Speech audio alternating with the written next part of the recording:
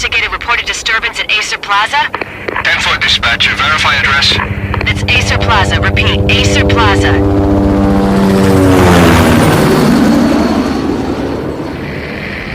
Shots fired on the rooftop. An assault in progress at Acer Plaza. Repeat, an assault in progress.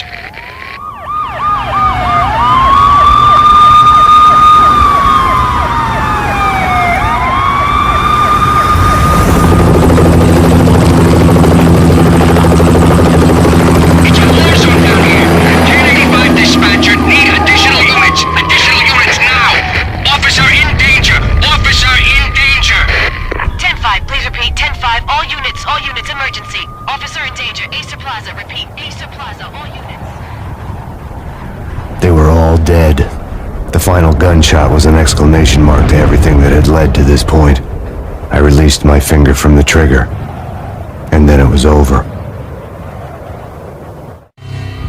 To make any kind of sense of it, I need to go back 3 years. Back to the night the pain started.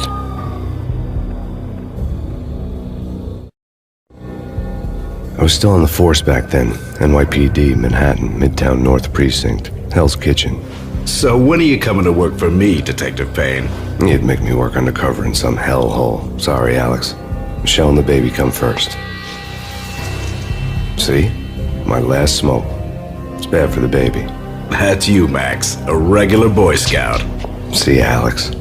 Still on for poker Thursday night, right? Like taking candy from a baby. Life was good. Sun setting on a sweet summer's day. Smell of freshly mowed lawns. The sounds of children playing. A house across the river on the Jersey side. Beautiful wife and a baby girl. The American dream come true. Honey, I'm home. But dreams have a nasty habit of going bad when you're not looking. The sun went down with practiced bravado. Twilight crawled across the sky, laden with foreboding.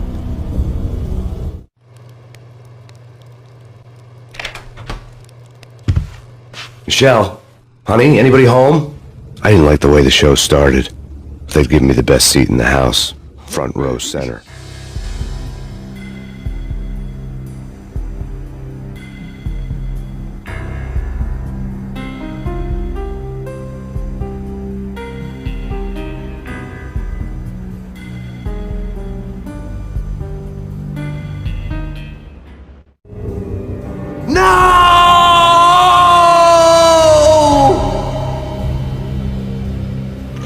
That was 3 years ago. Everything ripped apart in a New York minute. The killer junkies had been high on a previously unknown designer drug, Valkyr, V. After the funeral, I told Alex I'd be transferring to the DEA. It took us 3 long years to get a break in the Valkyr case. Then, finally, 2 months ago, a dime dropper tipped us off that Jack Lupino, a mob boss in the Punchinello crime family, was trafficking. I went undercover. Infiltrated the worst mafia family in New York. I came in from the cold and the dark. Outside the city was a cruel monster. I've been slowly working my way from the small time to the big fish, trying to get to the source of the drug. Alex and BB were my only contacts in the DEA, the only ones in this decrepit city who knew I was down here. BB here. Something urgent has come up with Jack Lupino. You need to meet with Alex immediately at the Roscoe Street station. I hadn't had a face-to-face with Alex since I'd gone undercover. Outside, the mercury was falling fast. It was colder than the devil's heart, raining ice pitchforks as if the heavens were ready to fall. Everyone was running for shelter like there was no tomorrow. It didn't get any better when I got to the subway. The feeling hit me like a point-blank shot straight in the face. Something was not right about this. My Beretta stirred nervously under my coat, but the train doors had already shut behind me, and I was in for the ride. Next stop, Roscoe Street Station, and Alex.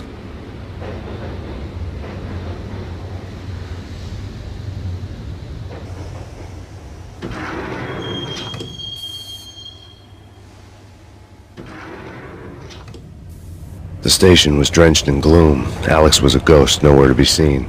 I'd have to look for him.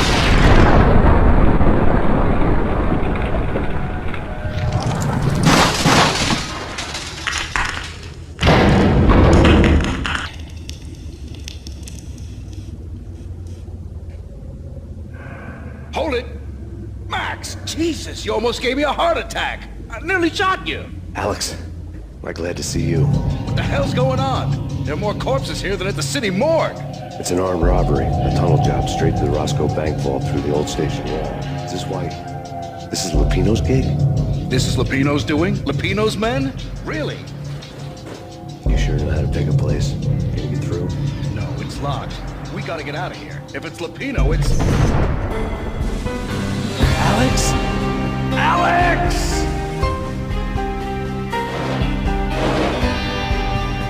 There was nothing I could do. He was dead. I could tell by the empty, accusing stare of his eyes. Yeah, something's wrong with the bosses. Payne's dead.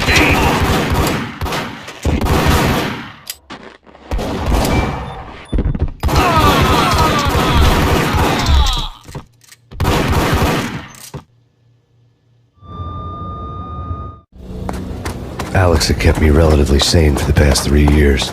Now I didn't know how I felt. Somehow he had stumbled upon something big and ended up stepping on Jack Lupino's toes. Lupino ran his racket of sex, drugs, and contract killings from a sleazy hotel in a slum block of tenements. The NYPD was closing in. I could hear the sirens. Their wail was a crescendo. Lupino thought he could get us by taking Alex out and leaving me to take the fall for it. All he had gotten was my attention.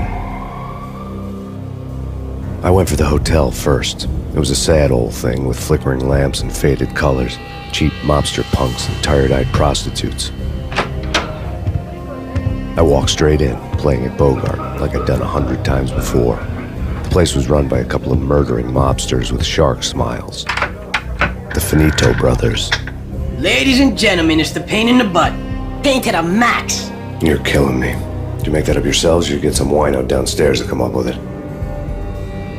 Don't answer that. A rhetorical question. I got something for the boss. Lupino around? That kind of depends on who's asking. A friend or a junk squad plan. Don't answer. It's one of them, how do you put it, rhetorical questions. Lupino ain't here, but he says bye. Lupino wasn't in his cheap hotel.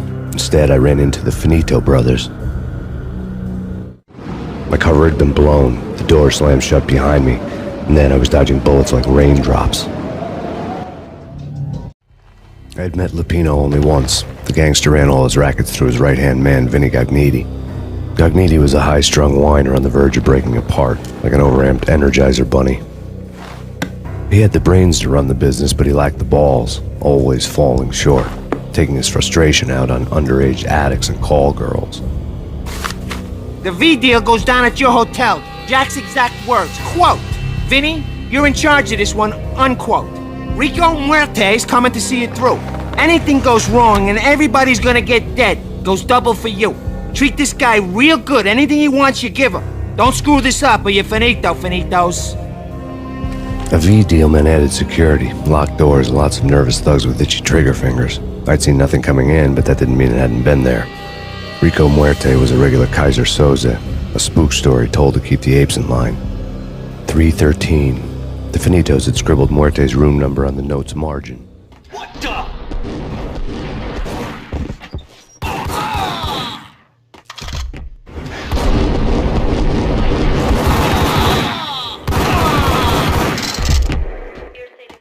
In his press conference today, the mayor stated that Valkyr represents a clear danger to New York and called for drastic actions to eliminate the problem. On today's top story, the Valkyr crisis worsens with the murder of DEA Special Agent Alex Balder. Special Agent Balder had been shot repeatedly from a point-blank range. The gunman has been identified as Max Payne. The noose is sure to tighten around this fugitive criminal as more NYPD units join the search to apprehend him. I had just gotten my 15 minutes of fame.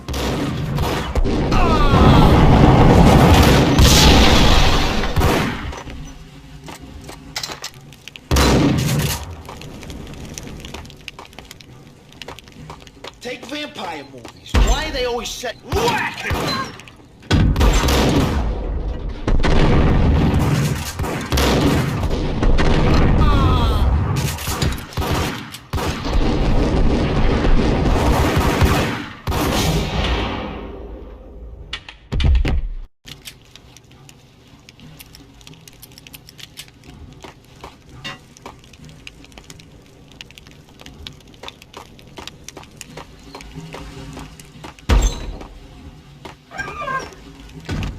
Take vampire movies. Why are they always set like that? Ah!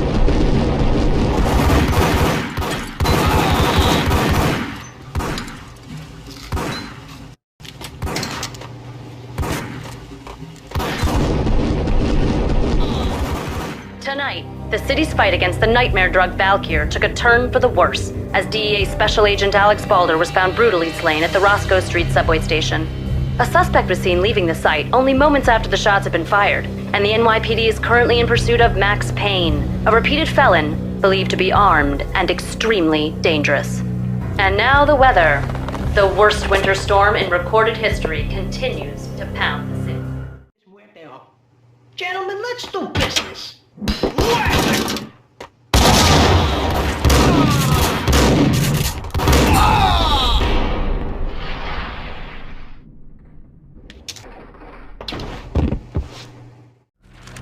Our investigation had turned up nothing to link Angelo Punchinello, the head of the Punchinello family, to Valkyr.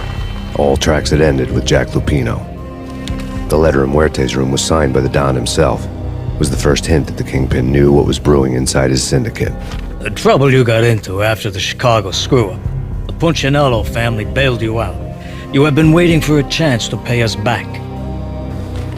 One of our trusted boys has a monkey the size of King Kong on his back. We need your special skills for backup on a major deal. Collecting evidence had gotten old a few hundred bullets back. I was already so far past the point of no return I couldn't even remember what it looked like when I had passed it. The diary belonged to a hooker named Candy Dawn. The read would have made a vice cop blush. Had talks with the mystery hag over the phone again. Sent her the latest One-Eyed Alfred tape. As long as the hag keeps paying for the tapes, the old man could come every day for all I care. She had a nice sideline, making secret X-rated flicks of her clients and selling them to the highest bidder. It would get her killed if her V-fix for the day didn't do it first. Warning is in effect in the whole tri-state area, as both freezing rain and heavy snowfall continue. Many roadways are already closed, and people are advised to stay indoors. The severe blizzard has ravaged New York for 3 days now, with no end in sight. We'd been snowed from the start in the Valkyr case. The forecast said there was plenty more where that had come from. But the snowbound city was on my side. Less chance of innocent bystanders getting caught in the crossfire. A dead man tied to a chair lay on the boiler room floor. Captain Baseball Bat Boy has an unbeatable track record in superhero death matches. But a 6-pack of root beer gets me every time. The murder weapon was a baseball bat, now lying in a pool of drying blood next to a newspaper folded open on a Captain Baseball Bat Boy comic. 2 mad dog killers, ready to murder each other. They step into the next room, and I'm thinking, now they're gonna do it. But no. They sit down in front of a TV and solve their differences with the Kung Fu fighting video game. I tell you, Candy, I was so depressed, I strangled them both with the video game cables. Oh, Rico, you're so bad. I am, ain't I? Rico Muerte, big-time hustler. Who the hell? It's that cop. Muerte went for his gun. It's Payne.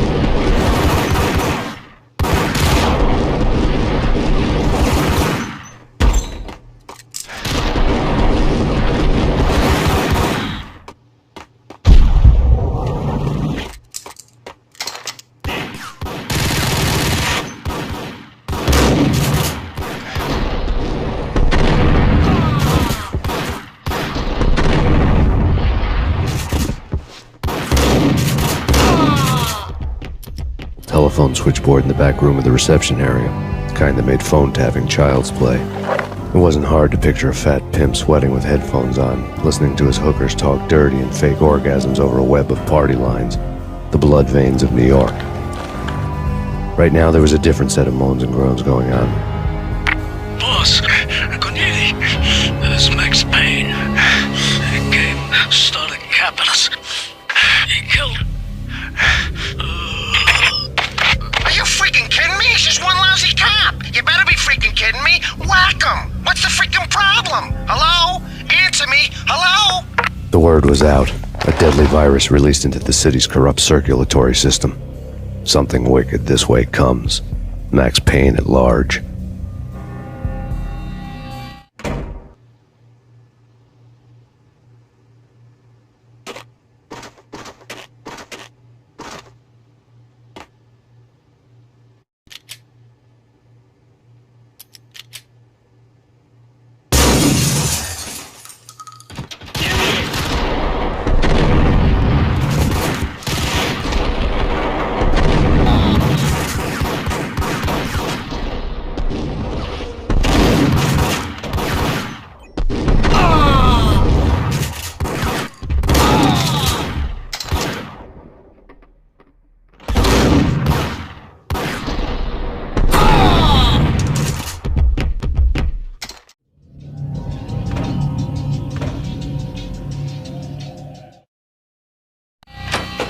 Turn around, walk away, blow town.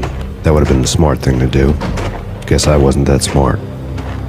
Lupino's tenement buildings were a seedy hangout for all kinds of sleaze. A liquor store, a pawn shop, a laundromat full of mobster bookies and loan sharks. The list went on. The how and why of it was a mystery to me, but they knew I was a cop. They knew I was coming, and they were going to get real trigger happy about it. I got to see Lupino's hangout all lit up. A bomb went off, turning snow into liquid gold. A pillar of fire lifted the remains of a car straight up into the air. The flames were highlighted on the hood of a black Mercedes-Benz as it coasted down the street real slow, as if the driver didn't have a worry in the world. I got a good look at the man riding shotgun. It was Vladimir, the head of the local Russian mob, the fly in Don Punchinello's suit.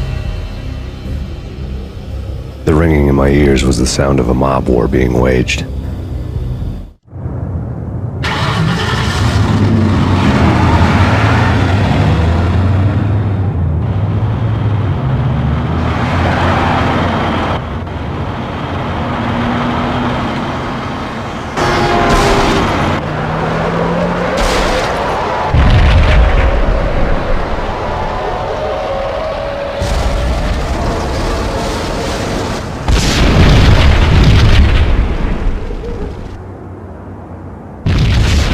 Another bomb exploded inside the closest slum building. It was a lucky break. The goons inside were spooked, but luck always came with a price tag. More bombs could still be ticking inside, and the cops would already be on their way.